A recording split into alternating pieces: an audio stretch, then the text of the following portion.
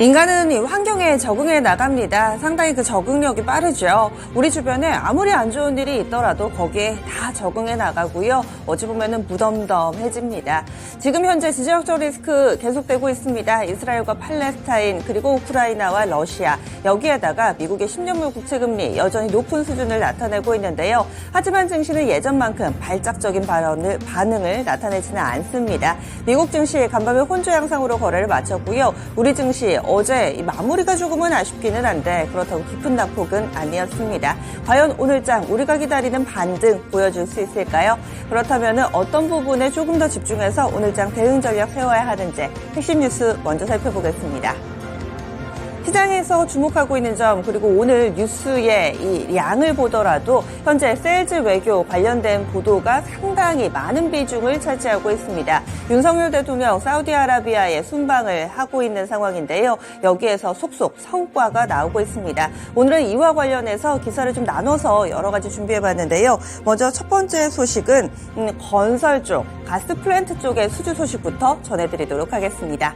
해당 기업도 나왔습니다. 현대 엔지니어링하고 현대건설인데요. 이번에 사우디 아람코와 24억 달러, 우리 돈으로 3조 원이 넘습니다. 3조 2천억 원 규모의 자프라2 가스 플랜트 패키지 2 사업을 체결했다라는 소식이 전해지고 있습니다. 이 자프라1 사업도 앞서서 현대 엔지니어링과 현대건설을 했습니다. 그래서 연이어서 이번에 두 번째 사업까지 따내게 된 건데요. 아람코가 보유하고 있는 중동 최대의 셰일가스 매장 지역 이름이 이 자프라입니다. 이 자프라에서 천연가스 정제 플랜트를 건설하는 사업을 수주하게 된 겁니다.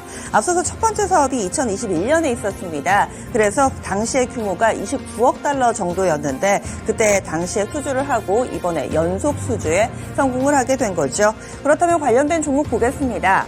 현대건설은 앞서서 순방 소식이 나왔을 때 그때부터 수혜주로 분류가 돼서요. 이미 앞서서 일부는 선반영이 됐습니다. 그리고 나서 어제는 오히려 주가 밀려 내려가는 모습을 보여줬었는데요. 보시면 현대건설은 어제 많이 빠졌습니다. 8% 정도 하락이 됐고요. 현대리바트 그리고 BMT 이렇게 묶어볼 수 있습니다. 구체적으로 액수까지 나왔는데 과연 오늘장도 계속해서 차익 매물을 받을 것인가 아니면 한 번 더 바운스가 나올 것인지 관련주들 한 번 더 체크 필요해 보이고요.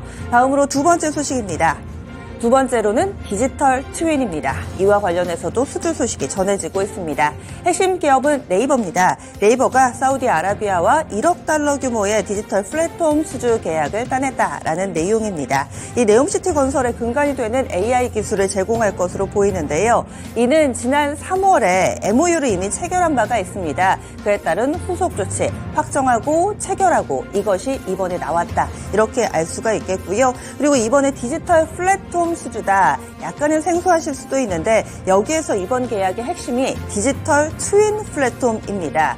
그렇다면 디지털 트윈이란 무엇이냐? 현실과 가상 세계가 정말 쌍둥이처럼 가상의 현실과 비슷한 세계를 구성을 해놓는 거죠. 이런 부분을 디지털 트윈 기술이라고 하는데 이 기술을 그럼 어떻게 활용할 것인가? 이 부분도 좀 궁금하실 겁니다. 실질적으로 지진이 발생하면 이 건물이 버틸 수 있는지 그리고 실질적으로 자연재해라든지 이런 부분들 그리고 교통량 같은 경우도 가상세계에서 교통량을 늘려보기도 하고 줄여보기도 하면서 이 부분을 현실 세계에 접목하기 전의 단계라고 좀 보시면 되겠습니다. 여러모로 좀 이미 우리가 실제로 실행을 하기 전 단계에서 활용해 볼 수 있는 상당한 기술이라고도 할 수 있을 텐데요. 앞서서 사우디아라비아 관계자가 이 네이버의 본사인 1784 이 건물을 방문했던 적이 있습니다. 이것을 보고 확신을 얻었다라고 업계에서는 판단을 하고 있는데요. 그럼 관련된 종목 보겠습니다. 직접적으로 수주를 한 네이버도 수혜주지만은 이 디지털 그러니까 스마트 시티라든지 디지털 트윈 관련된 기술을 가진 업체들 위주로 뽑아봤습니다. 웨이버스 1.6% 어제 오름세 나타냈고요. 현대무벡스, 이노뎁, 네이버, 라운피플 등의 종목이 있습니다. 어제는 이런 뉴스가 부각되지 않아서 종목별로 희비가 다소 엇갈렸는데요. 오늘 장의 반응 확인해 보시죠. 다음 소식도 사우디아라비아에서 들려왔습니다. 이번에는 금액이 확정되지는 않았는데요. 기대를 안고 있는 부분 방산주들입니다. 어제 시장 전반적으로 하락하는 가운데서 오후장 오히려 양봉을 뽑아내며 길게 오름세를 나타냈던 종목군이 이 방산주들입니다. 수주에 대한 기대감이 스물스물 올라오고 있습니다. 현지 시간으로 22일 밤이었습니다. 사우디아라비아에서 브리핑이 있었는데요. 김태효 국가안보실 제1차장이 브리핑을 했습니다. 여기서 상당히 중요한 멘트들이 많이 나왔는데요. 방위산업은 사우디아라비아와 협력해서 새로운 블루오션으로 부상하고 있다. 그리고 대공 방어체계, 활용무기 등 다양한 분야에서 이 대규모 방산협력 논의가 막바지 단계에서 진행되고 있다. 그러니까 수주가 임박했다. 업계에서는 이렇게 해석을 하고 있습니다.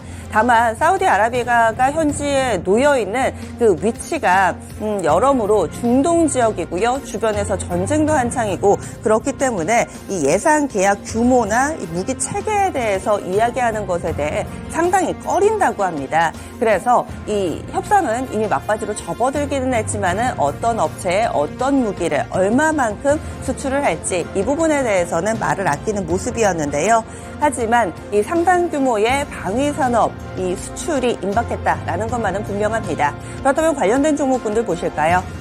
방산주들입니다. 어제도 주가 움직임 대체로 좋았죠. 특히나 한일단조가 대표적인데요. 18%에 육박하는 급등세 보여줬습니다. 하나 에어로스페이스도 7% 가깝게 올랐고 LIG넥스원, 한화시스템, 현대, 로템 등도 2에서 4% 오르며 따라가는 모습이었습니다.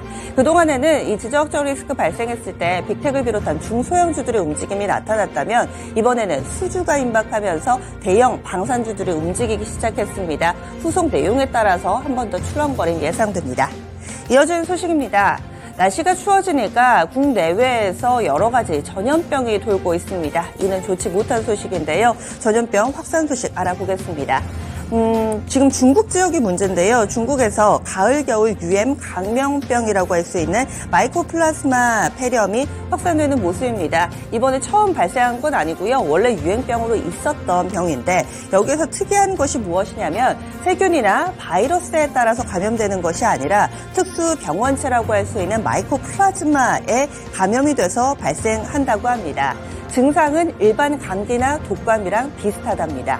발열이나 두통 그리고 기침 등을 동반한다고 하고요. 그리고 특히나 어린아이가 이에 취약합니다. 어린아이가 잘 걸리는 감염병 질환으로 알려져 있습니다. 중국 내에서는 이와 관련해서 빠르게 확산돼 나가면서 이 평년에 비해 예년에 비해서 현재 많이 늘어나고 있고요. 이에 따라 치료제 사재기 현상도 나타나고 있는 상황입니다. 그렇다면 우리나라는 안전한가? 그게 아니랍니다. 중국, 일본, 대만, 우리나라 순으로 항균제 내성 비율이 높아서 서태평양 지역에서 봤을 때 우리나라 인구가 이 감염병에 상당히 취약해서 주의가 필요하다라는 분당 서울대병원 이 주치의의 분석도 나오기도 했었는데요. 일단은 중국에서 우리나라로 넘어왔다라는 얘기가 전해지지는 않았습니다. 하지만 앞서서 이 코로나가 어떻게 시작했는지 기억나실 겁니다. 당시에도 날씨가 쌀쌀할 때 우한 폐렴이라는 이름으로 중국 내에서 조금씩 번지기 시작해서 전 세계로 확대된 바 있죠. 따라서 이번에도 예의주시해 보셔야겠습니다.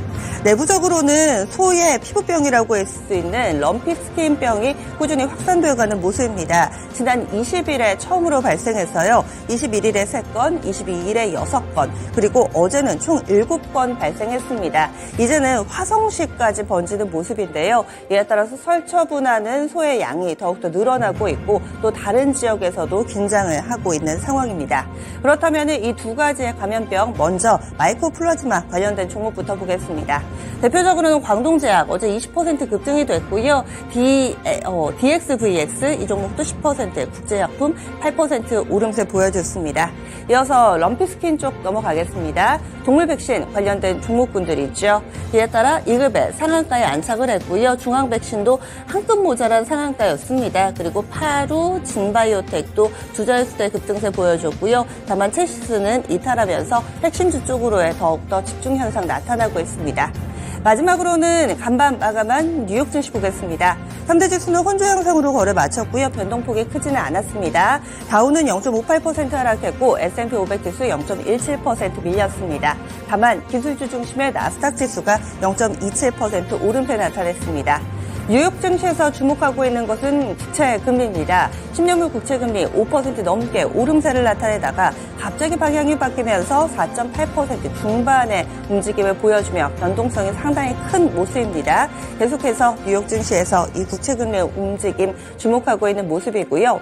특징주 보자면 기술주에서 나왔습니다. 엔비디아가 많이 올랐습니다. 4% 가깝게 오름세를 나타냈는데요. 엔비디아는 AI용 칩 선두주자죠. 그런데 PC용 칩도 개발을 하겠다라는 내용이 나오면서 엔비디아 주가가 급등을 했고요. 반면에 강력한 경쟁 상대를 만나게 된 인텔이 주가 약세 흐름을 보여줬습니다.